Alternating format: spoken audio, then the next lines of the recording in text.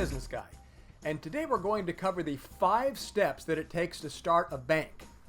And you want to be sure to really watch closely to the end to get all the important steps. I really want to provide you some great value and insight on exactly what to do to start a bank step by step. The banking business is really one of the most profitable in the world. In fact, you have depositors on one hand depositing money into your institution, and then on the other hand, you can charge bank fees and you can lend out a certain portion of that money to earn interest. And the important thing is to make sure that the actions you take are safe and comply with the law. In the banking business, if you have a choice between 2 investments, one with high risk and high return, and one with low to medium return and low risk, you choose the low risk option. Now, I've been in the international banking world since 1991. Our company started in 1906. We are the largest international company formation firm, and we have established literally thousands of trusts and companies over the years. And by the way, if you're watching this on YouTube, please be sure to click the like button below and enter your comments. And you can also click the subscribe button so that when more videos come out like this, you'll get notified. Now, the world's richest investor, Warren Buffett, owns a large percentage of Wells Fargo Bank. He says the reason most people lose money is because they want to earn money quickly. He says the thing is, I don't know how to do it. The world's greatest investor says, I don't know how to earn it quickly. So everybody else wants to earn it quickly. I'm satisfied with earning it slowly, he says. Now, if one of the world's wealthiest men say that for someone who seeks wealth, the principle of earning money slowly, safely, and steadily is really something we can all take to heart, especially in the banking business. Okay, so what do you do to start a bank? Okay, now the first step is to go ahead and choose your jurisdiction. Now, to form a U.S. bank, you need about 15 to $30 million in capitalization to get started. So in capital, and what we mean is that's not an expense, that's your cushion that the regulations require that you need to deposit so that you can have something to fall back on during the ebbs and flows of profitability.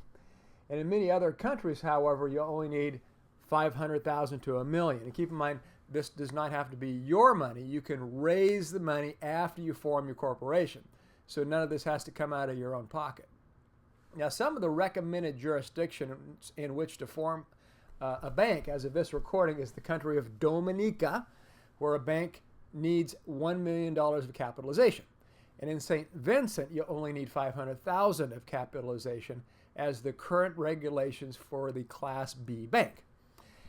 A Class A banking license generally means you can serve any viable client, including local citizens of that country. And a Class B bank means you can accept clients worldwide, except from within that jurisdiction. So at the moment, we really like St. Vincent, their Class B license, as a place to start a new bank because it's reasonably affordable. Now, step 2 is to form a corporation in the jurisdiction where you want to start a bank. And that's where we come in because we form corporations. Form a corporation. First, we form a corporation without the word bank in the name. Then we get a banking license. And our attorneys do that part. We don't. So we don't want you to call and pound us with questions about banking. You call us and we'll start the corporation for you. We refer you to a lawyer who gets the license for you. So make sure that you call us to form the company and then you ask the lawyer the questions about the bank. Okay, so you can call us to form a corporation right now, and we can also provide you an address in the region for your company to comply with the local requirements.